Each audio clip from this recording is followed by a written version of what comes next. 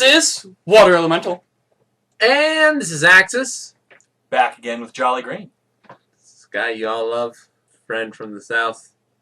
Deep south. We found him on the way to Oregon. He's actually hitching a ride from our friend Seymour.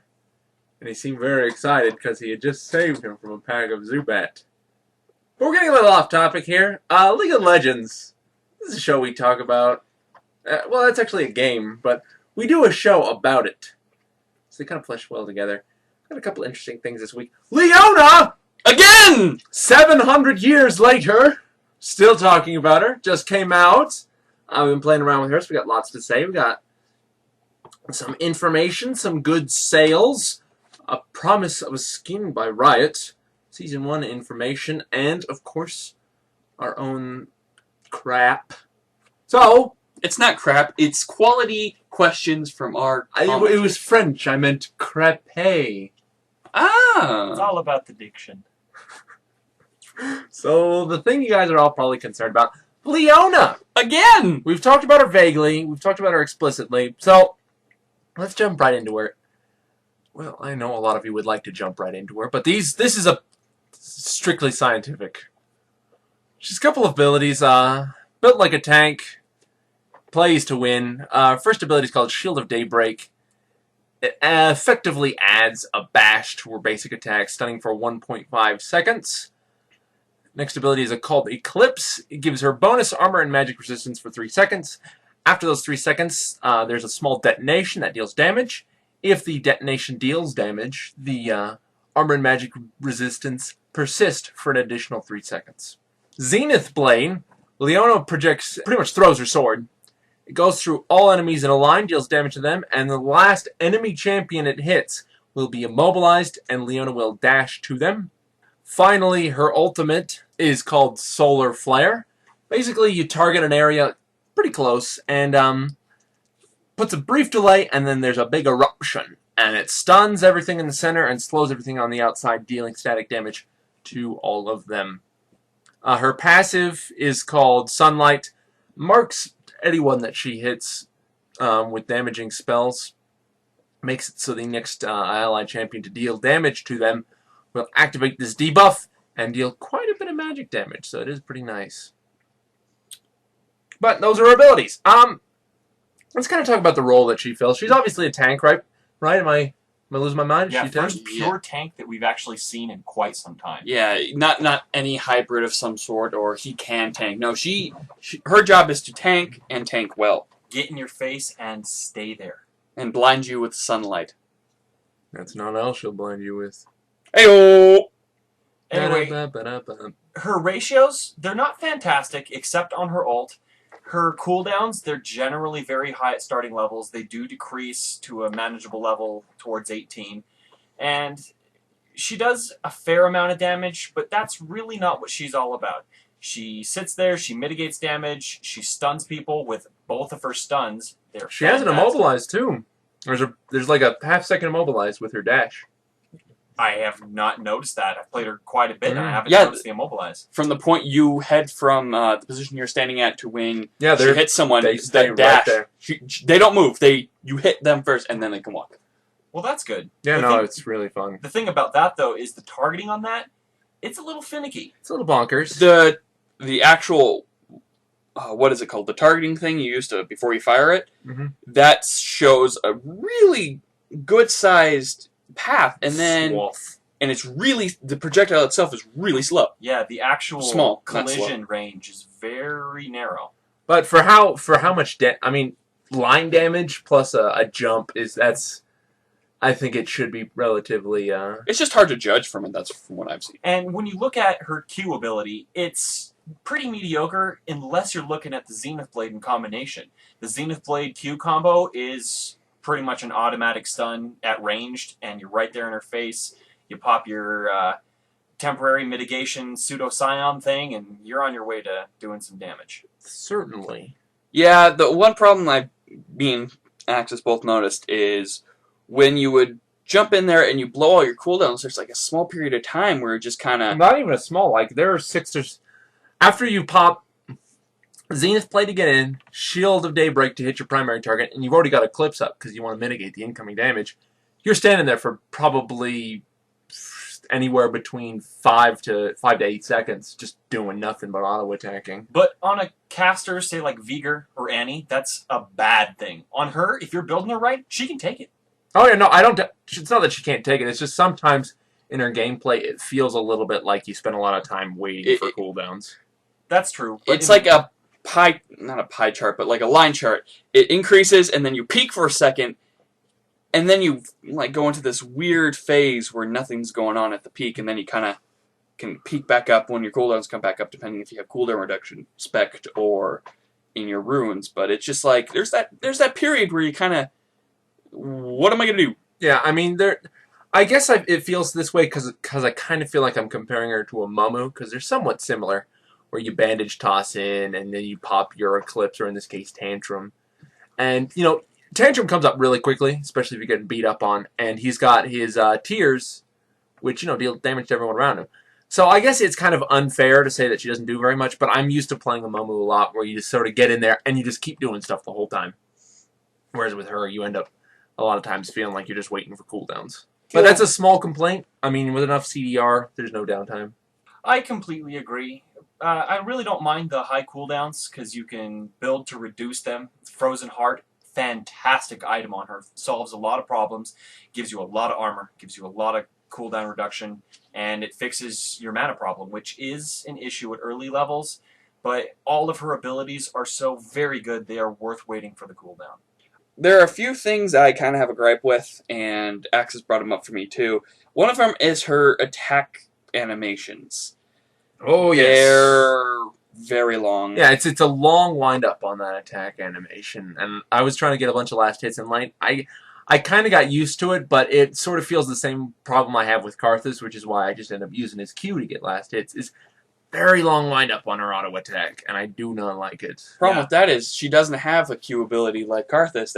No. So it's going to be harder for her to farm unless you're going to spam Zenith Blade and Eclipse or running around in the I mean, most tanks have a problem with auto attacking unless you're like someone like a Mamu or Shen, and this is not at all a new problem that tanks have had.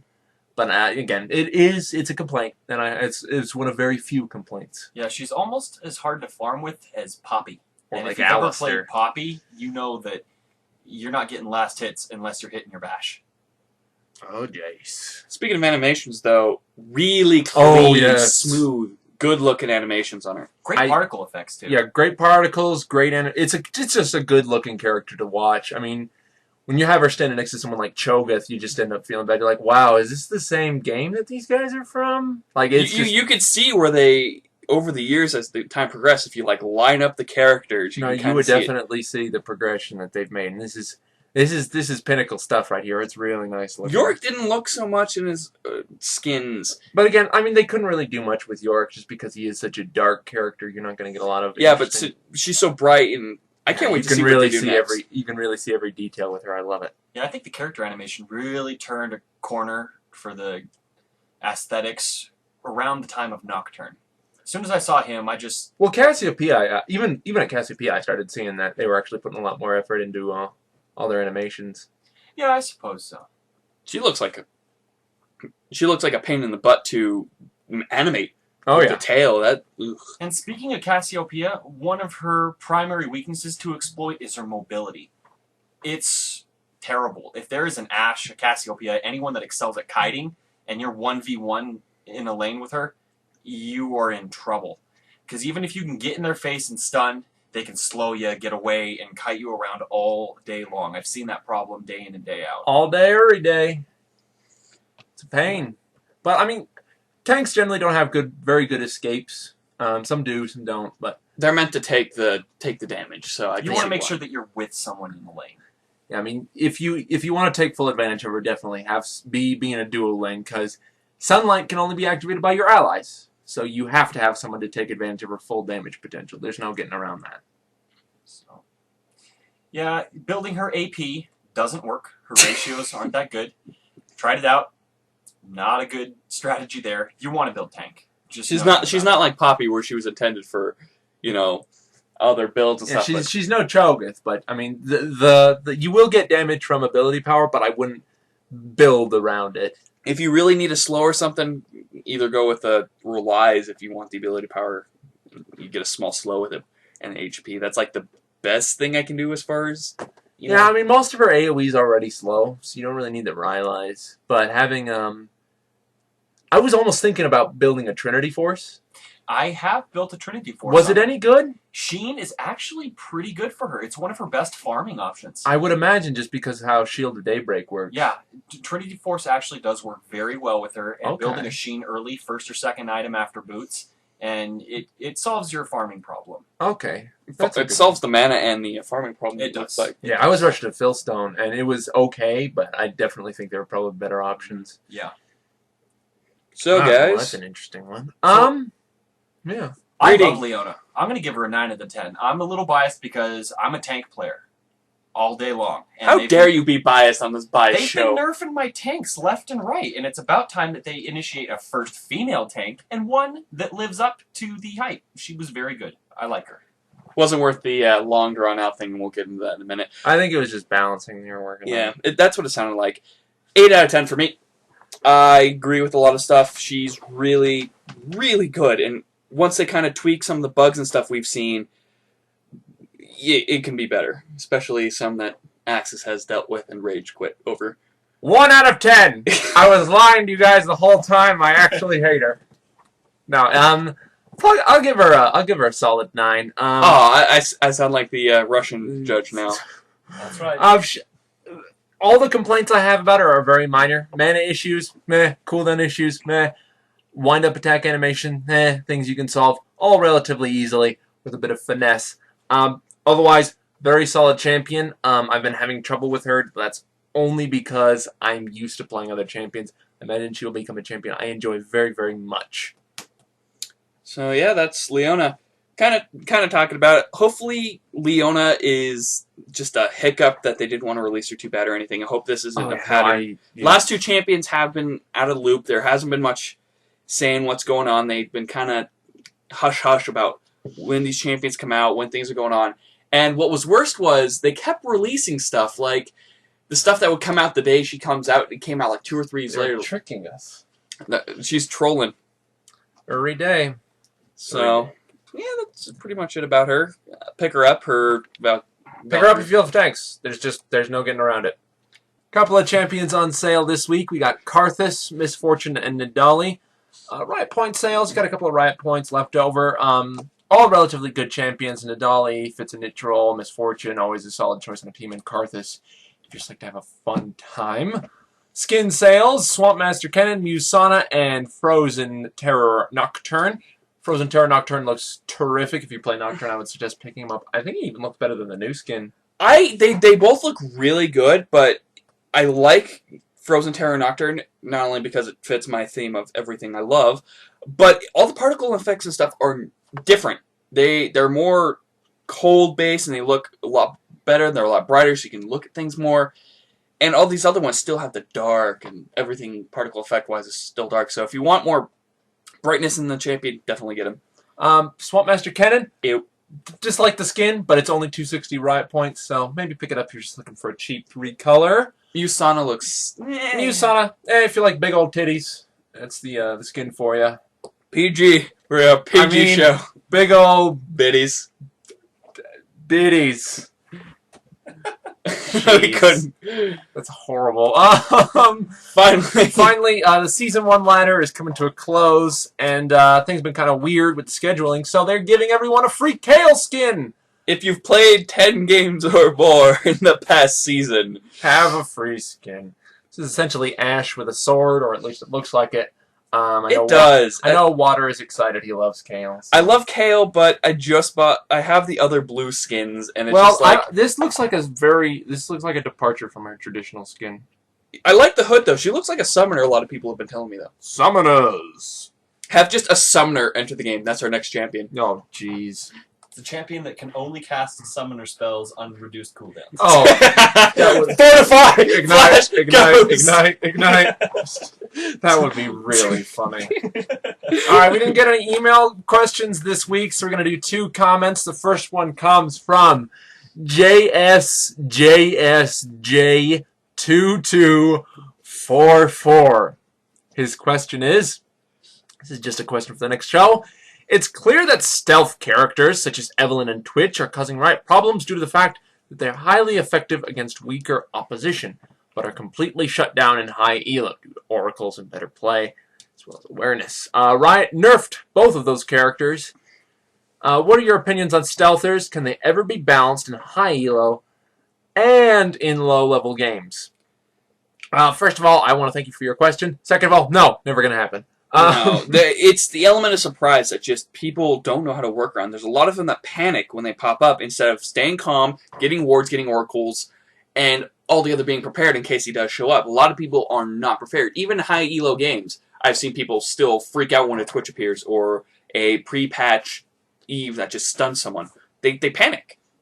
And that's part of the reason why, a lot of people can't deal with them. Yeah, I mean, you can't balance around player skill. I mean, there's always going to be groups that are stronger than others. There's always groups that are going to be better prepared than others. So I do not think with something that is so intense, you can't really balance that out. It's like, I hate to reference World of Warcraft, but frost mages are the doom of a planet when you're fighting someone who is not prepared. But with a competent dispeller, frost mages do nothing. So you really cannot balance a champion where its effectiveness is based on how much your opponent screams and flails their arms in terror.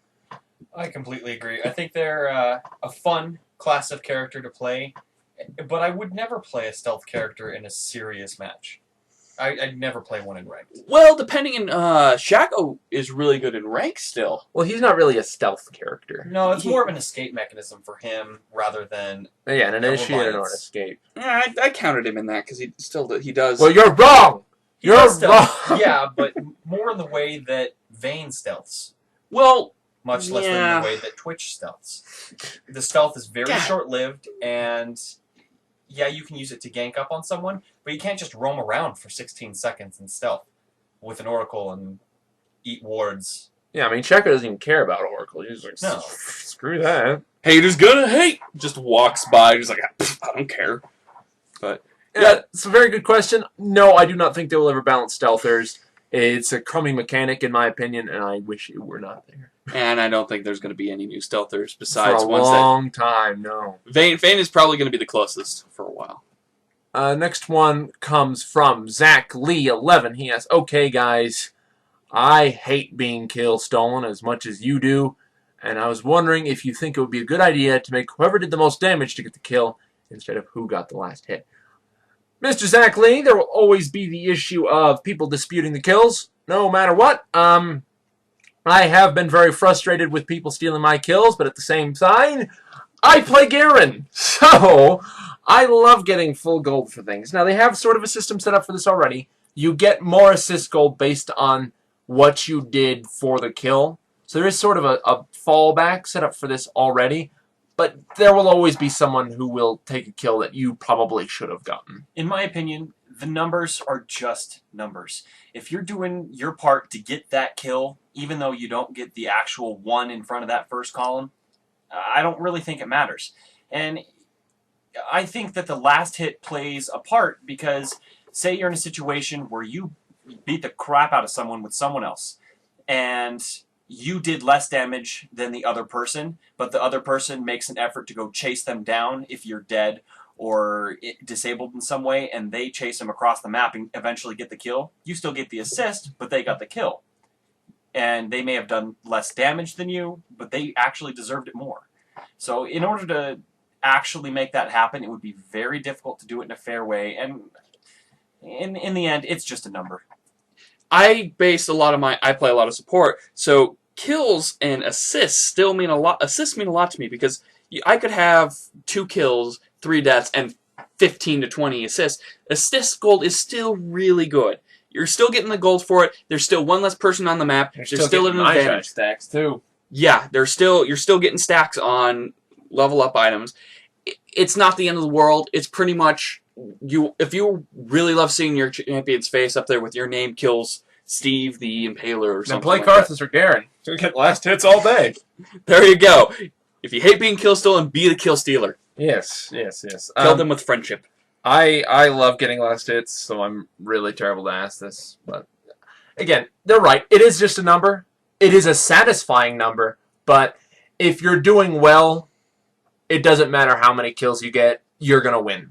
If you're doing horrible, it doesn't matter how many kills you get, you're going to lose. So it's more about your play rather than the numbers, as much as I hate. It's the long-term goal than one kill steal. I do love kill steals. Plus, this is a team game. It is? If you're, yeah, I know. Surprisingly enough, 90% of mid to low ELO players don't realize this. That's why they're mid to low ELO. So I hate it when people cry about their individual performance when really it's about the teamwork. The best example I've seen lately is Total Biscuit. He put up a video where he showed what he did wrong when he fed and what he did wrong, and he proved that even though one person is the weakest link on the team, surrendering in any situation, unless you know that it's going to be the end of it, there are still chances for you to fix your problems, fix your team problems, and you're able to win in certain situations. So, you know, you may be doing bad, but if your team's still doing good and you can assist them in being better, you can still do well. I can't tell you how many games I've had where I'm on the brink of defeat. Both my inhibitors are down in a 3s map, and we end up coming back one strong push, ace them, and win. It's. I can tell you how many times I've done that. 3 times. Well, aren't you Uber?